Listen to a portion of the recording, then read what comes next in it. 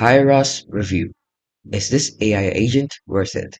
So Hyros is an AI-powered ad tracking and attribution platform designed to fight tracking limitations imposed by cookies and privacy updates. It uses first-party server-side tracking to trace ad performance across channels like Facebook, TikTok, email, calls, and websites.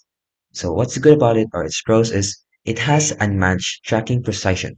Many users report that Hyros captures at least 10 250% more conversions than standard tracking tools.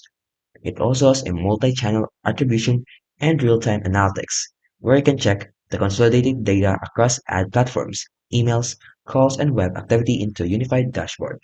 It also has a robust onboarding and support, and it's widely used by high-spend brands. The cons is though, it has a steep learning curve, and the setup has some complexity.